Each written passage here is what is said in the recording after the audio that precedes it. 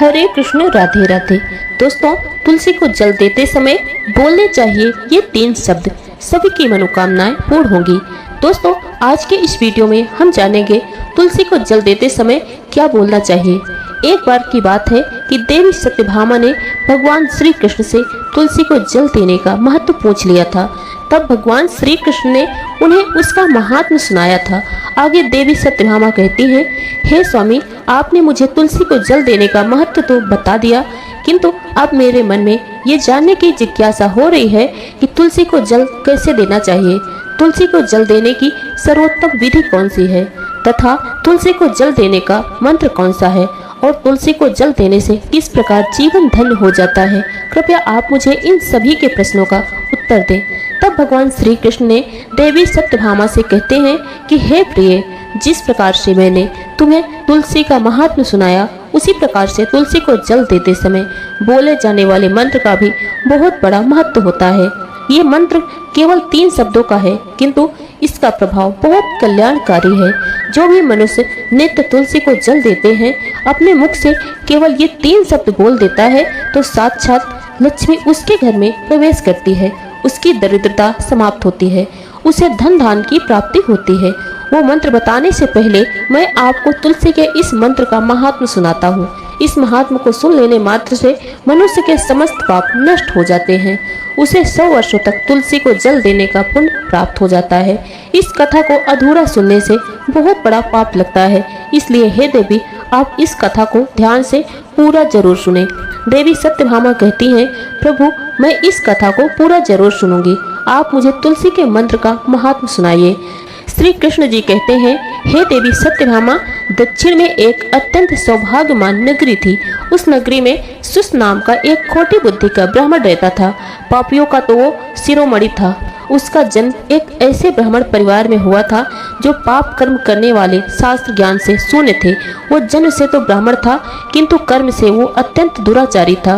वो ना पूजा पाठ करता, ना ध्यान करता, न जप होम, और ना ही अतिथियों का सत्कार करता था।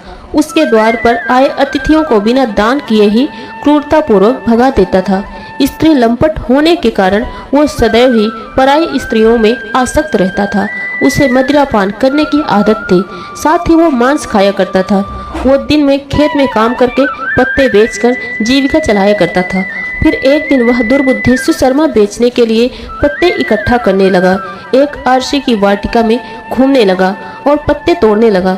तभी एक काल रूपी धारी काले सर्प ने उस ब्राह्मण को काट लिया और उसी समय पर उसकी मृत्यु हो गई। उसके बाद 2 यम के दूत उसे लेने के लिए उस स्थान पर प्रकट हुए और उसे उठा करके यम लोग ले जाने लगे। मार्ग में वह यम दूतों के सामने बहुत विलाप करने लगा, दूतों, मुझे कहाँ ले जा रहे हो, मुझे छोड़ दो, मेरे प्राण बख्श दो। किंतु यमदूत उसे ये कहते हुए ले जाने लगे, अरे दुष्ट ब्राह्मण, तेरे पाप कर्मों के कारण तुझे सांप ने काट लिया, अब यमराज तुझे अवश्य नरक में डाल देंगे। फिर यम के दूत उस ब्राह्मण को ले जाकर यम लोग पहुँचते हैं और यमराज के सामने खड़े हो जाते हैं। चित्रगुप्त उस ब्राह्मण का लेखा जोखा निकालते हैं और यमराज से कहते हैं, धर्मराज, इस ब्राह्मण ने बचपन से मृत्यु तक पाप ही पाप किया, इसने कभी कोई पुण्य का काम नहीं किया। हे दूतों, इस घोर पाप करने वाले ब्राह्मण को उठाकर ले जाओ और इसे नरक में डाल दो। फिर यम के दूत उस ब्राह्मण को ले जाते हैं और नरक की भयंकर अग्नि में ढकेल देते हैं। अनेक वर्षों तक नरक में सजा भुगतने के बाद उस ब्राह्मण को दूसरे जन्म में एक बैल का शरीर मिलता है। बैल का जन्म पाकर वह बोझ उठाने का काम करने लगा। उसका मालिक उसे दिन रात काम करवाने लगा। फिर जब उस बैल की शक्ति कम हुई तो उसके मालिक ने उसे एक लंगड़े आदमी को बेच दिया। उस लंगड़े आदमी ने उस बैल को खुद का बोझ उठाने के लिए उपयोग किया। वह उसकी पीठ पर बैठकर घूमा करता था। इस प्रकार उस बैल ने 8 वर्ष तक उस लंगड़े आदमी का बोझ उठाया। फिर एक दिन वह लंगड़ा आदमी उस बैल की पीठ पर बैठकर किसी ऊंचे पर्वत पर जाने लगा। उस पर्वत पर बहुत देर तक चढ़ने के कारण वह बैल बहुत ज्यादा थक गया, उसकी शक्ति क्षीण हो गई और कुछ समय के बाद वह बैल बहुत जोर से मूर्छित होकर जमीन पर गिर पड़ा और अंतिम सांस लेने लगा। तभी वहां पर खड़े लोगों को उस बैल पर बड़ी दया आई और वह उसके मुख में पानी डालने लगे। फिर उन लोगों में एक पुण्यात्मा व्यक्ति था, उसने उस बैल का कल्याण करने के लिए अपना पुण्य उस बैल को दे दिया। उसे देखकर अन्य लोगों ने भी अपना अपना पुण्य याद करके अपना पुण्य दे दिए ताकि उसे मुक्ति मिल सके। उसी भीड़ में एक वैश्या खड़ी हुई थी। सभी लोग अपना अपना पुण्य उस बैल को दे रहे थे। यह देखकर उस वैश्या ने भी अपना पुण्य उस बैल को दे दिया। कुछ देर बाद उस बैल की मृत्यु हो गई। फिर उस स्थान पर यमदूत आते हैं और उस बैल को बैल के शरीर से उस ब्राह्मण की आत्मा निकालकर यमलोक ले जाते हैं। यमलोक ले जाने पर उसे यमराज के सामने खड़ा किया जाता है और फिर चित्रगुप्त उसका लेखा जोखा देखते हैं तो वो बड़े आश्चर्य में पड़ जाते हैं। उस वैश्य के द्वारा उस बैल को दिया हुआ पुण्य बहुत बड़ा होता है। उस पुण्य के प्रभाव से उसके सभी जन्मों के पाप नष्ट हो जाते हैं। फिर यमराज उस ब्राह्मण के सभी पाप क्षमा करते हैं। हे ब्राह्मण, उस वैश्य ने तुझे अपना पुण्य देकर तुझ पर बड़ा उपकार किया। केवल उसी के पुण्य के कारण तुम्हारे सब जन्मों के पाप नष्ट हो गए और यमराज उसे फिर से मनुष्य जन्म प्रदान करते हैं। इस बार वह पृथ्वी पर आकर एक उत्तम ब्राह्मण कुल में जन्म लेता है और उस महान पुण्य के प्रभाव से उसे इस नए जन्म में अपने पूर्व जन्म की बातें याद आने लगी। जब वह ब्राह्मण बड़ा हो जाता है तो उसे याद आता है कि पिछले जन्म में जब वह बैल था तब एक वैश्य ने उसे उसका पुण्य दे दिया था। इसीलिए उसके मन में उस वैश्य के बारे में जानने की इच्छा होती थी और उस महापुण्य के बारे में जानने के लिए उस वैश्य का पता लगाकर उसे ढूंढते हुए उसके नगर में चला जाता है। वह वैश्या अब बूढ़ी हो चुकी थी। फिर जब उसे वह वैश्या मिल जाती है तो वह उसके सामने जाकर उसे प्रणाम करता है और बार बार प्रणाम करता है और उस वैश्या को धन्यवाद करने लगता है। वह वैश्या कहने लगती है, हे ब्राह्मण श्रेष्ठ, आप कौन हैं और किस कारणवश आप मुझ वैश्या को धन्यवाद दे रहे हैं? मैंने आपको पहचाना नहीं। मैंने आपका कौन सा कार्य किया है जो आप मुझे नमस्कार कर रहे हैं? तब वह कहता है, हे माता, मैं वही बैल हूँ जिसे तुमने अपना पुण्य दे डाला था। अपने पाप कर्मों के कारण मुझे पिछले जन्म में बैल होना पड़ा था। उस पर्वत पर जब मैं मर रहा था तो तुमने मुझे अपना पुण्य दिया था। तुम्हारे पुण्य के प्रभाव से ही आज मुझे फिर मनुष्य का जन्म मिला। तुम्हारे द्वारा दिए गए उसी पुण्य के कारण मुझे अपने पूर्व जन्म की बातें याद हैं। हे माता, मैं आज यहाँ पर यही जानने के लिए आया हूँ कि तुमने मुझे उस समय अपना कौन सा पुण्य दिया था जिसके कारण सभी जन्मों के पाप नष्ट होते चले गए। उस पुण्य के बारे में मैं जानना चाहता हूँ।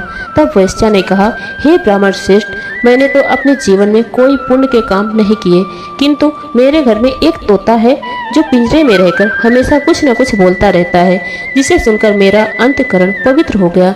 उसी के द्वारा बोले गए मंत्र का पुण्य मैंने तुम्हें दान में दे दिया। फिर वह वैश्या और ब्राह्मण उस तोते के पास जाते हैं और उससे पूछने लगते हैं, हे सुख, तुम कौन सा मंत्र बोलते रहते हो जिससे हमारे जीवन का उद्धार हुआ?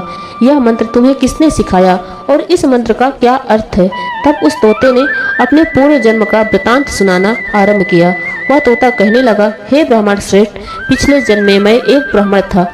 अपने ज्ञान के अहंकार में अंधा हो चुका था। मैंने कभी गुरुजनों का आदर नहीं किया। अपने ज्ञान के अहंकार में अंधा हो चुका था। मैंने कभी गुरुजनों का आदर नहीं किया, सदैव ही उनका अपमान किया। मुझे अपने ज्ञान पर इतना अधिक घमंड हो गया था जिस कारण से मेरे क्रोध बहुत अधिक बढ़ गए और मैं सभी से द्वेष करने लगा। अन्य मनुष्यों को तुच्छ समझने लगा, विद्वानों का भरी सभा में अपमान करने लगा। फिर कालांतर मेरी मृत्यु हो गई और मुझे यमलोक ले जाया गया। पूज्यजनों और गुरुजनों का अपमान करने के कारण मुझे तोते के कुल में डाल दिया गया और मेरा जन्म एक तोते के रूप में हो गया। मेरे पाप कर्मों के कारण छोटी अवस्था में ही मेरा अपने माता पिता से वियोग हो गया। पेड़ की डाल पर बैठा रो रहा था तो उसी स्थान से कुछ मुनि जा रहे थे। उन्होंने मेरे दैनिक पुकार सुनी और मुझे लेकर अपने आश्रम में ले गए। वह उस आश्रम में उन्होंने मुझे एक सुंदर पिंजरे में रखा और मेरा अच्छी तरह से ख्याल रखा और मुझे नित्य भोजन दिया करते थे और पढ़ाते थे। उस स्थान पर आरसी मुनि, उनकी स्त्रियां और बालक सभी नित्य तुलसी के पौधे को जल देते समय उसके सामने एक मंत्र का जाप करते थे। उन्हीं के मुख से बार बार उस मंत्र को सुनकर मैंने उसे रट लिया और मैं उस मंत्र को जान भी गया हूँ जिसे मैं दिन रात बोलता हूँ। उस मंत्र के प्रभाव से मेरी अभी तक मृत्यु नहीं हुई। मैं 100 साल का हो गया हूँ। इसी बीच एक रात एक चोर वहाँ पर आया और उसने मुझे चुरा कर इस वैश्या को बेच दिया। इस वैश्या के घर पर आने के बाद उसी मंत्र को बोलता रहता हूँ, जिसे सुनकर इस वैश्या का मन पवित्र हो गया। इसने वैश्या का काम छोड़कर भगवान विष्णु की भक्ति अपना ली। इस मंत्र के प्रभाव से मेरे पूर्व जन्म के सारे पाप नष्ट हो गए। हे ब्राह्मण, उस मंत्र के प्रभाव से आप भी पाप मुक्त हो गए हैं। इस प्रकार से उस तोते ने उस ब्राह्मण को और उस वैश्या को सारा वृतांत सुना दिया था, जिसे सुनकर वह अति प्रसन्न हो गए। फिर वह दोनों तुलसी को रोज जल देकर उस मंत्र का जाप करने लगे। फिर वह ब्राह्मण, वैश्या और तोता तीनों उस मंत्र के प्रभाव से दिव्य विमान में बैठकर विष्णु लोक चले गए। श्री कृष्ण कहते हैं, हे देवी सत्यभामा, देखा आपने इस एक मंत्र के प्रभाव से उस तोते के, उस ब्राह्मण और उस वैश्य के सारे पाप नष्ट हो गए। इसलिए प्रत्येक मनुष्य को प्रतिदिन तुलसी को जल देकर इस मंत्र का उच्चारण जरूर करना चाहिए। हे देवी, वह मंत्र इस प्रकार से है, इसे तुम ध्यान से सुनना। ओम वृंदावनी स्वाहा, ओम वृंदावनी स्वाहा, ओम श्री वृंदावनी स्वाहा। श्री कृष्ण कहते हैं, जो स्त्री नित्य तुलसी के समक्ष इन मंत्र का उच्चारण करेगी वह सौभाग्यशाली बनेगी, और जो भी पुरुष तुलसी के सामने इस मंत्र का उच्चारण करेगा उसे अच्छे धन की प्राप्ति होगी। जिस घर के सामने तुलसी की पूजा होती है उस घर में साक्षात माता लक्ष्मी वास करती हैं। तुलसी का यह मंत्र समस्त फलों को प्रदान करने वाला है, अतः जो भी तुलसी के सामने इस मंत्र का उच्चारण करता है उसे समस्त सिद्धियां प्राप्त होती हैं। स्त्रियों को प्रतिदिन स्नान करने के बाद अपने बाल बांधकर, मांग में सिंदूर भरकर, तुलसी को जल देकर इस मंत्र का उच्चारण जरूर करना चाहिए। इससे सभी दोष नष्ट हो जाते हैं। रोज शाम को तुलसी के पास घी का दीपक जलाना चाहिए और उसके पास बैठकर भगवान विष्णु की आराधना करनी चाहिए। इससे घर में धन धान की प्राप्ति होती है। मासिक धर्म के दौरान स्त्री को तुलसी की पूजा नहीं करनी चाहिए, इससे घोर पाप लगता है और स्त्री की दुर्गति हो जाती है। ये कथा साक्षात भगवान श्री कृष्ण ने देवी सत्यभामा को सुनाई थी। ये कथा आपको कैसी लगी कमेंट में जरूर बताएं। साथ ही कमेंट बॉक्स में जय मां तुलसी जरूर लिखें और हमारे यूट्यूब चैनल अनु एस्ट्रो 777 को सब्सक्राइब करना ना भूलिएगा और साथ ही बेल आइकन प्रेस कर दें, जिससे हमारे वीडियो का नोटिफिकेशन आप तक आसानी से पहुंच सके। और आज का वीडियो बस यहीं तक, मिलते हैं अगले वीडियो के साथ। धन्यवाद। जय मां तुलसी।